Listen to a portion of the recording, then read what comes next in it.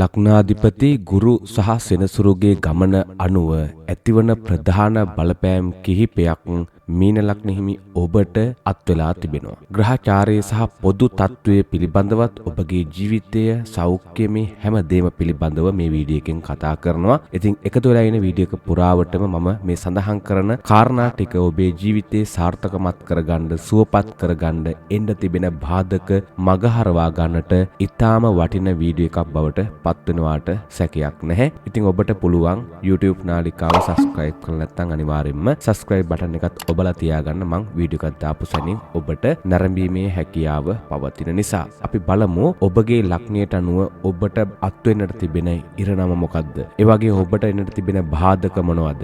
ඒ බාධක මගහරවා ගන්නේ කොහොමද? මෙන්න මේ කරුණු කිහිපේ පිළිබඳව අපි මේ වීඩියෝ එකෙන් කතා කරමු. මාර්තු මාසයේදී රවි සහ බුධ සිකුරු ඔබේ ලග්නය හරහා ගමන් කරන අතර සෙනසුරු වසර පුරාම ඔබේ ලග්නයේ රැඳී සිටීමක් පෙන්눔 කරනවා වෛදික ජ්‍යොතිෂ්‍ය ශාස්ත්‍රයට අනුව. සෙනසුරු ඔබේ ලග්නයේ වසර පුරාම රැඳී සිටියත් ඒ රාෂ්ටක කාලයක් බවට පත් උනත් ග්‍රහයන් කිහිප දිනකු ලග්නයට පැමිණීම නිසා යම් සහනයක් සහ ජවයක් ඔබට ලබා ගන්නට හැකියාව පවතිනවා. ඒ රාෂ්ටක කපලවලට අවශ්‍ය කරන සියලුම ශාන්ති කර්ම ටික මේ වීඩියෝ එකේ අවසානයේට මම සඳහන් කරනවා. ඉතින් මේ දේවල් ඔබ නොපිරිහෙලා සිද්ධ කළාට පස්සේ ඔබට සුබ සිත සලසා ගන්නට හැකියාව පවතිනවා. රැකියාවේ සහ ව්‍යාපාර තත්ත්වය පිළිබඳව කතා කරනකොට ඒ ස්ථානයේ වගකීම් වැඩි වන කාලයක්. ඒ වගේම ඔබේ කැපවීම මත උසස් වීම හෝ පැසසුම් ලැබීමේ ඉඩකඩ පවතිනවා. ලග්න එරාෂ්ටක කාලයක් ගෙවෙන නිසා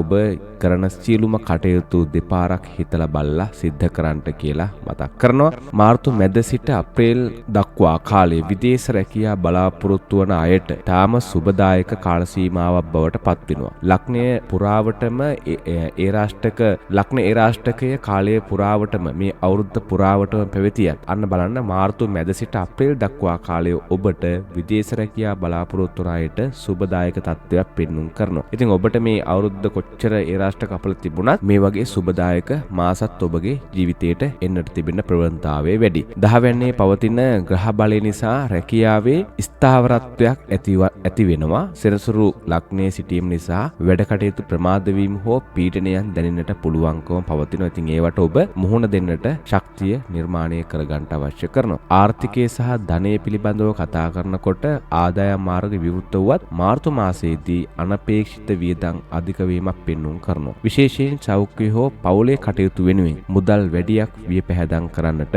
සිද්ධ වෙනවා. අප්‍රේල් මාසයේ සිට මූල්‍ය ප්‍රවාහය තරමක් යහපත් වෙනවා. කෙසේ වෙතත් හදිසි ආයෝජන වලින් වැළකී සිටීම ඔබට නුවණට හුරුයි. කලබල වෙන්න අවශ්‍ය කරන්නේ නැහැ. ඔබගේ මුදල් ප්‍රවේශම් කරගත්ත යුතු කාලයක් තමයි අප්‍රේල් මාසය කියලා කියන්නේ. මොකද මූල්‍යමය වංචාවලට ඔබ හසු වෙන්නට හැකියාව පවතින නිසා. පෞල් ජීවිතය සහ සම්බන්ධතා පිළිබඳව කතා කරනකොට මාර්තු 15න් පස්සේ සිකුරුගේ බලපෑම මත ආදර සම්බන්ධතා වලට සහ විවාහ ජීවිතයට සුබදායක පසුබිමක් නිර්මාණය වීමට ඉඩකඩ වැඩි. ඉතින් ඒ නිසා ඔබ ආදර සම්බන්ධතාවයක් ආරම්භ කරන්නට ඉන්නවා නම්, ඒ වගේම ඔබ තනිකඩ ඉන්නවා නම් ඔබට විවාහ සහ සම්බන්ධතාවලට කාලය එළඹෙලා තිබෙනවා. ඒ රාෂ්ටක බලපෑම නිසා කලබලකාරී බව හෝ කේන්තියාම පාලනය කරගත යුතු කාලයකට තමයි ඔබ මේ පත් වෙලා ඉන්නේ. පවුලේ වැඩිහිටියෙකුගේ අසනීප තත්වයක් වෙනුවෙන් කාලය වැය කිරීමට සිද්ධ වෙනවා ඔබට. සෞඛ්‍ය පිළිබඳව කතා කරනකොට සෙනසුරු ලග්නයේ සිටීම නිසා පාදවල වේදනා, සන්ධි රෝග, ඒ වගේම මානසික පීඩනය වැනි රෝග පිළිබඳව ඔබ සැලකිලිමත් විය යුතුයි. ඒවාට ප්‍රතිකර්ම වශයෙන් ඔබ කටයුතු කළ යුතුයි. සාර්ථකත්වය සඳහා ඔබට මෙන්න මේ උපදෙස් ටික මම ලබා දෙන්නම්. ඔබ දැන් ගත කරන ඒ රාෂ්ට්‍ර කපල කාලයක් නිසා සෙනසුරාදා දවස්වල බෝධි පූජා පැවැත්වීම, නිල් මල් පූජා කිරීම සහ දුප්පතුන්ට ආහාර ලබා දීමෙන් අපල සමනය කරගන්නට හැකියාව පවතිනවා. විශේෂයෙන් ඔබ මේ ගිවන ඒ රාෂ්ට්‍රකේ නිසා මින් ලග්න හිමියන් මේ දවස්වල පහු කරන්නේ වසර 30කට වරක් පැමිණෙන ලග්න ඒ රාෂ්ට්‍රක කාලයක් නිසා, අපල කාලයක් නිසා සෙනසුරු ග්‍රහයා ලග්න මතින් ගමන් කරන නිසා මානසික පීඩනය, කටයුතු වල ප්‍රමාද වීම, සෞඛ්‍ය ගැටලු ඇති වෙන්නට හැකියාව පවතිනවා. ඉතින් ඒ නිසා වෛදික ජ්‍යොතිෂ ශාස්ත්‍රයට අනුව මෙන්න මේ ආගමික වත්පිළිවෙත් සහ අවශ්‍ය කරන ශාන්ති කර්ම ටික නිවැරදිව සිද්ධ කරන්නට පුළුවන්. ඒ හරහා ඔබට ඔබගේ වැඩ කටයුතු, සෞඛ්‍ය, ඒ වගේම ගෘහ ජීවිතයේ කටයුතු සාර්ථකමත් භාවයට පත් කර ගැනීමේ හැකියාව පවතිනවා. විශේෂයෙන් ඔබට පුළුවන් සෙනසුරාදා දවස්වල සන්ධ්‍යා කාලයේ බෝධි පූජා පැවැත්වීම ඉතාම ගුණදායකයි. එහිදී බෝධියේ වටා තෙල් පහන් 8ක් හෝ 9ක් දල්වා නිල් මල් පූජා කිරීම තුළින් ඔබට ඒ රාෂ්ට්‍ර කපලයන් දුරු කර ගැනීමේ හැකියාව පවතිනවා. ඒ වගේම තමයි අභිසම්විධාන පිරිත සජ්ජායනා කරන්න, ඒ වගේම ශ්‍රවණය කරන්න, ඒ හරහත් ඔබට අපල දුරු කර ගැනීමේ හැකියාව ශක්තිය තිබෙනවා. ඒ වගේම සෙනසුරුගේ බලපෑම පාලනය කිරීමට විෂ්ණු දෙවියන් උදෙසා පූජා පවත්වා පින් අනුමෝදන් කරන්න. ඒ වගේම සෙනසුරාදා දවස්වල මහලු නිවාසයකට හෝ අසරණ රෝගියෙකුට නිර්මාංශ ආහාර වේලක් ලබා දෙන්න. ඒ වගේම කළු තල සහ එළඟි තෙල් මිශ්‍ර කිරිබතක් සකසා සෙනසුරාදා උදෑසන 6ත් 7ත් අතර කපුටන්ට අනුභව කිරීමට ලබා දෙන්න. ඒ වගේම කළු හෝ නිල් පැහැති වස්ත්‍ර දිරිඳු අයෙකුට පරිත්‍යාග කරන්න. ඔබට මෙන්න මේ දේවල් කරන්න පුළුවන් නිවස තුලදී. මොනවද? සෙනසුරාදා දවස්වල නිවසේ බුදු පහන තැබීමේදී තල තෙල් ස්වල්පයක් භාවිතා කරමින් පහන දල්වන්න. ඒ වගේම ඔබ භාවිතා කරන ලේන්සුව හෝ ඇඳුම් සඳහා නිල් වර්ණයේ වැඩිපුර භාවිතා කිරීමෙන් සෙනසුරුගේ කිරණ මගින්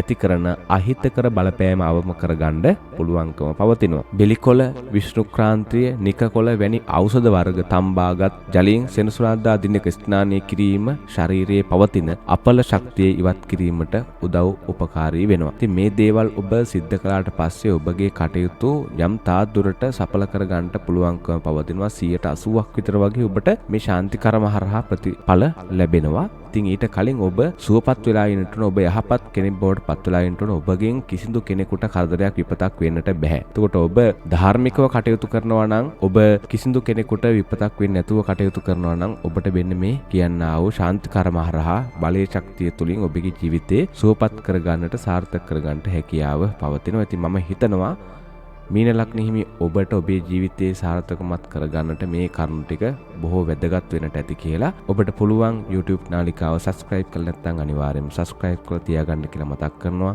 අවසාන වශයෙන් ඔබගේ ජීවිතයේ ਸਰව ප්‍රකාරයෙන්ම සාර්ථකමත් භාවයට පත්වෙත්වා කියලා ප්‍රාර්ථනා කරනවා.